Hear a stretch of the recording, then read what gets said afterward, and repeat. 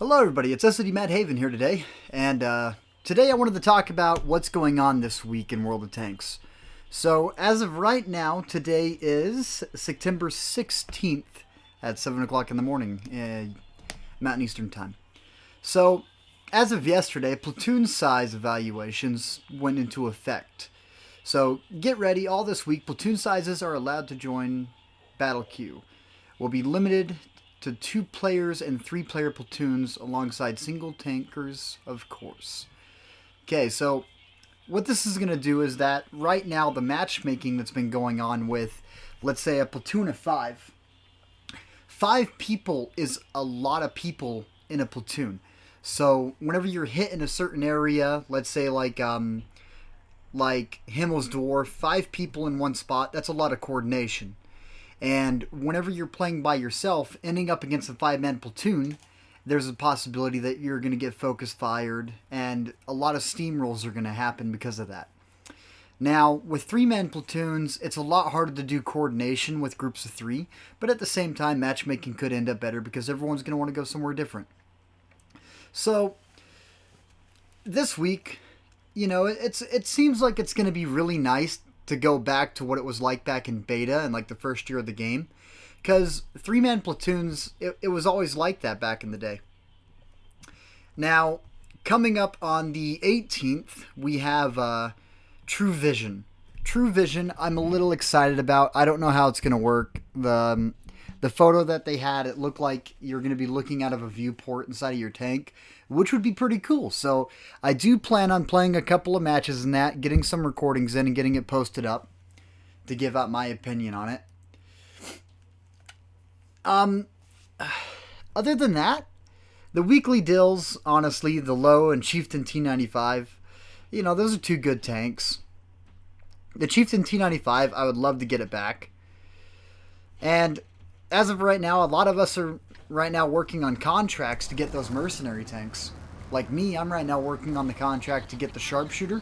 I'm really close. I only need like 200,000 experience left. So I should have it by the end of this week or maybe next week. Kind of looking forward to that tank. Because it's got a really good top speed, really good penetration, awesome gun. The Chieftain's turret.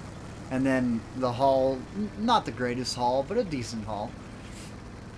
Now, today we're going to be playing the IS-7, just screwing around. The IS-7 and the Grill 15. I do plan on pumping out reviews on tier 10s, not just tier 8s. There's a couple of tanks I want to get out there just early on, you know, getting content before I get a better computer. And I don't want to go over any of the 10s until I do get a better computer, that way it's higher quality. But starting off, you know, tier 8s, going after some oldies and having fun with that, it's not too bad. So, the True Vision, I'm a little excited. Now, I'm going to go ahead and jump into some gameplay. Probably just talk a little bit on my opinions and how the game's going right now.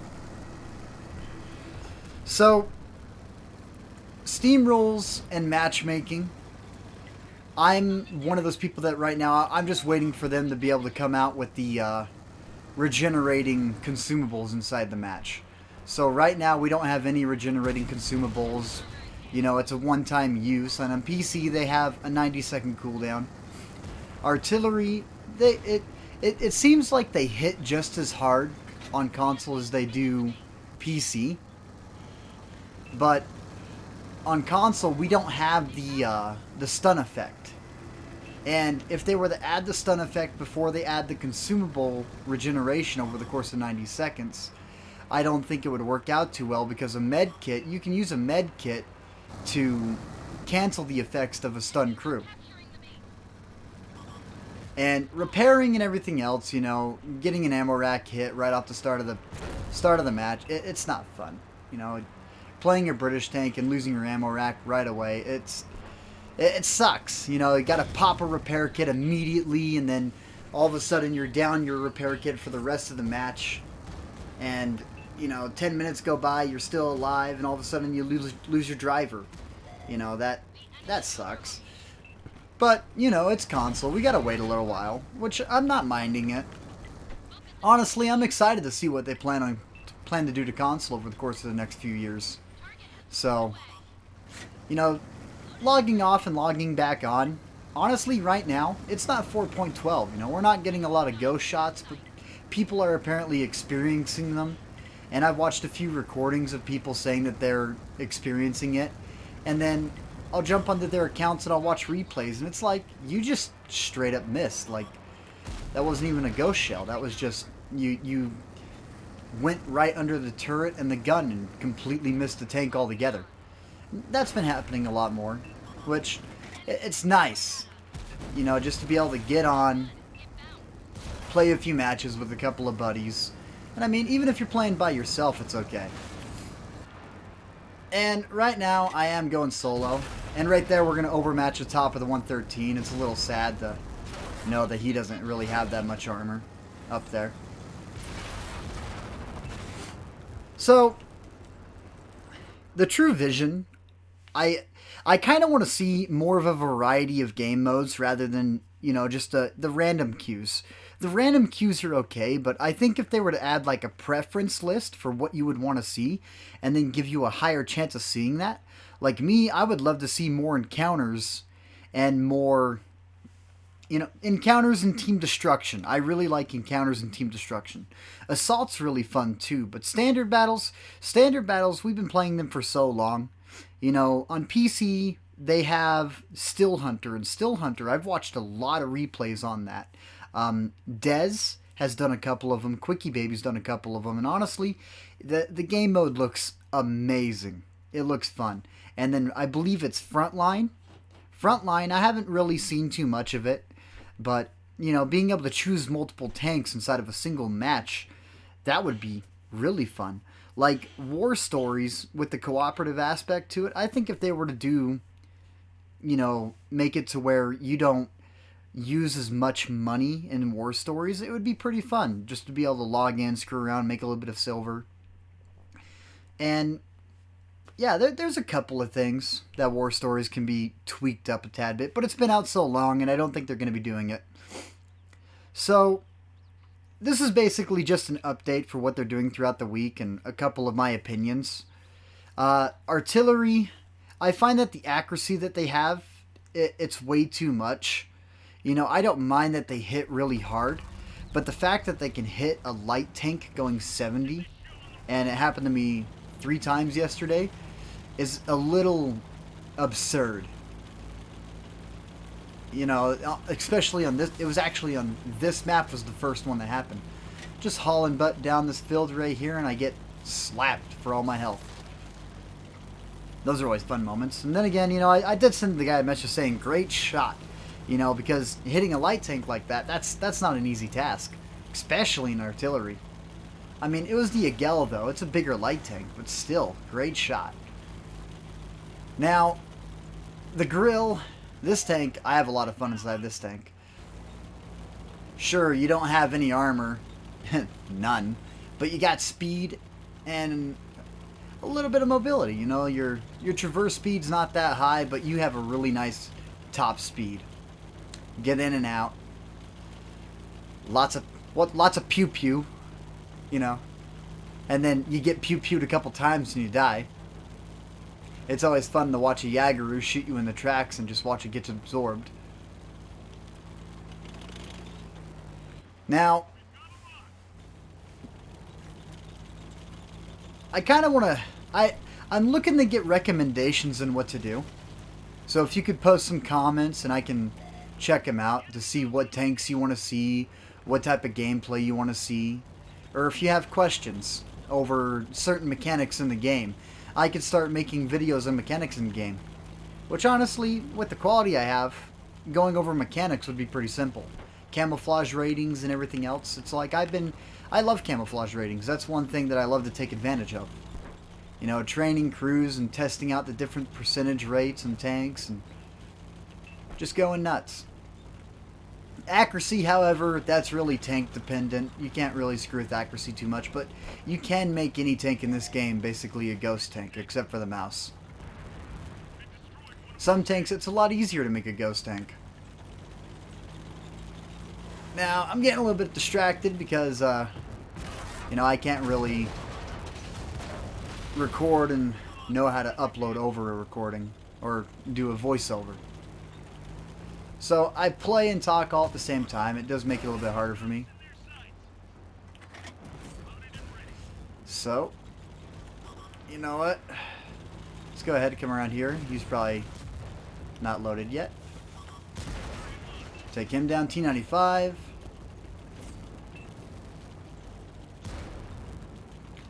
I gotta say, getting the grill, this thing is so fun. It's just big and derpy. It just feels fun. And lag. Alright. Right now, updating SnowRunner. Kind of excited to see what they update. T95 took a shot, so I should be able to back up and get one in. Depending if he has the 155 or the 120. And artillery. I have no armor, so that's expected.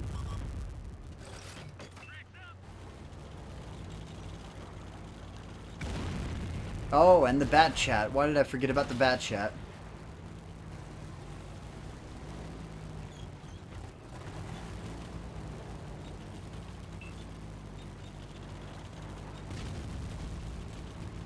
Sorry, bat chat doesn't have any splash.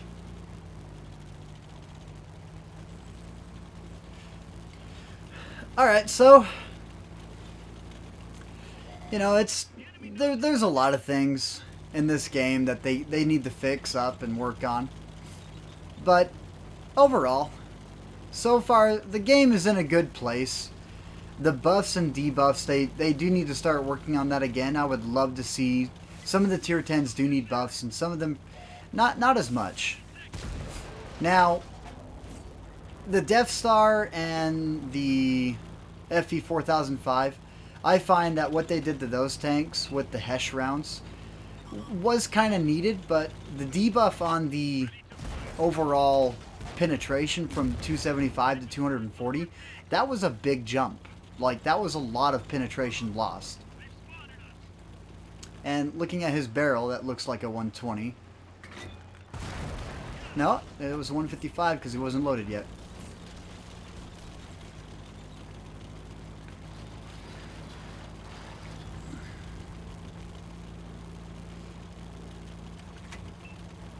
The AMX-30B, I was excited to see that they did buff that tank.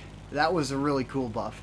The Badger, the reload buff that they gave it in comparison to the armor that they took away, I don't find that to be a fair change. Because originally, the tank is slow. You know, it needs the armor because it's slow. And dropping it from 152 to 100, I believe 120, was kind of a big jump. And the Object 260, the, you know, premium vehicle that they screwed around with a tad bit, increasing its hit points by 200, in my opinion, was amazing. You know, it makes it to where instead of getting 5 hits, you know, you can now be a little bit more aggressive with that tank because of the overall health cap. And it's a lot, it's nice. And then the Waffle E100, where they took away a shot out of both magazines to increase the reload. And then less than like 2 weeks later, they increased the reload. It's like, originally, you had 4 shots with the 15 centimeter. So, the 15 centimeter had 4 shots with like a 44-second reload. And now, you have a reload of 37 seconds and you lost a shot. So your reload drops a tad bit, but you lose all your damage. That last shot was enough to take down a heavy tank from full health to no health with an entire magazine. And the E50M, I'm looking forward to the buff that they're going to be doing on the frontal turret of this tank at, you know, bringing the effective armor up to 216, well, 266. That's going to be really nice. It's going to make it to where standard shells are not going to overmatch the frontal turret of this tank anymore. So, there's a couple things that I'm looking forward to. But starting off, I'm actually really wanting recommendations on what to do. I'm quite literally day by day just saying, alright, I'm just going to do this. So, the T-54E2 was a tank that I've been waiting for them to add to the game for about 2 years now. And yeah, it's a that's got to be probably one of my favorite heavies. I played with it on PC about a year ago, and I had a lot of fun with it. I went over to a buddy's house and he let me try out a couple of tanks on PC, and mouse and keyboard felt really nice, but for me the controller just works out so much better. Now, I'm getting a tad bit stuck on knowing what to do. As I said in previous videos, I am newer to YouTube.